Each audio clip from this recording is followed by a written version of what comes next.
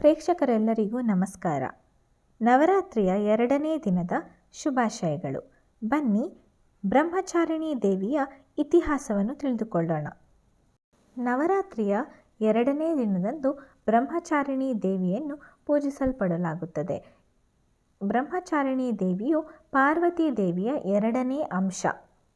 ಬ್ರಹ್ಮಚಾರಿಣಿ ದೇವಿಯು ಬಿಳಿ ಬಟ್ಟೆಗಳನ್ನು ಧರಿಸಿ ಬಲಗೈಯಲ್ಲಿ ರುದ್ರಾಕ್ಷಿ ಮಾಲೆ ಅಂದರೆ ಜಪಮಾಲೆಯನ್ನು ಹಿಡಿದು ಎಡಗೈಯಲ್ಲಿ ನೀರಿನ ಪಾತ್ರೆ ಅಂದರೆ ಕಮಂಡಲವನ್ನು ಹಿಡಿದಿರುತ್ತಾಳೆ. ಸತೀದೇವಿಯು ದಕ್ಷ ಪ್ರಜಾಪತಿಯ ಯಜ್ಞಕುಂಡಕ್ಕೆ ಹಾರಿ ಪ್ರಾಣತ್ಯಾಗ ಮಾಡಿದ ನಂತರ ಮುಂದಿನ ಜನ್ಮದಲ್ಲಿ ಹಿಮಾಲಯನ ಮಗಳಾಗಿ ಅಂದರೆ ಪಾರ್ವತಿಯಾಗಿ ಜನಿಸುತ್ತಾಳೆ. ಪಾರ್ವತಿಯು ಈ ಜನ್ಮದಲ್ಲೂ ಸಹ ಶಿವನನ್ನೇ ಪತಿಯನ್ನಾಗಿ ಪಡೆಯಬೇಕೆಂದು ಬಯಸುತ್ತಾಳೆ.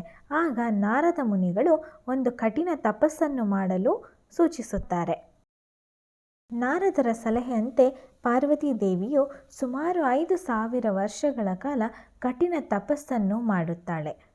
ಕೆಲವು ವರ್ಷಗಳು ಬರೀ ಹೂವು ಮತ್ತು ಹಣ್ಣುಗಳನ್ನು ಸೇವಿಸುತ್ತಾ ತಪಸ್ಸನ್ನು ಮಾಡಿದರೆ, ಇನ್ನು ಕೆಲವು ವರ್ಷಗಳು ಒಣಗಿದ ಬಿಲ್ವಪತ್ರೆ ಎಲೆಯನ್ನು ಸೇವಿಸುತ್ತಾ ಮತ್ತು ಕೊನೆಗೆ ಸಂಪೂರ್ಣ ಆಹಾರ ನೀರನ್ನು ತ್ಯಜಿಸಿ ಕಠಿಣವಾದ ತಪಸ್ಸನ್ನು ಮಾಡುತ್ತಾಳೆ.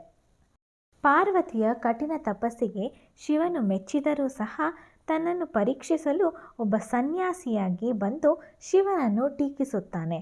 ಏನೇ ಅಂದರೂ ಸಹ ಪಾರ್ವತಿ ದೇವಿಯು ವಿಚಲಿತಳಾಗುವುದಿಲ್ಲ. ಪಾರ್ವತಿ ದೇವಿಯ ಅಚಲ ಭಕ್ತಿಯನ್ನು ಕಂಡು ಮೆಚ್ಚಿಕೊಂಡು ಶಿವನು ಪಾರ್ವತಿ ದೇವಿಯನ್ನು ವಿವಾಹವಾಗುತ್ತಾನೆ.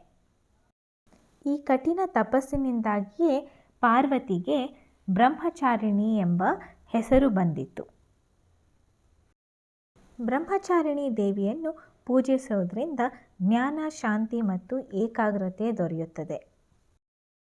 ಈ ಕಂಟೆಂಟ್ ನಿಮಗೆ ಇಷ್ಟವಾದಲ್ಲಿ ಲೈಕ್, ಶೇರ್, ಸಬ್ಸ್ಕ್ರೈಬ್ ಮಾಡಿ. ಧನ್ಯವಾದಗಳು.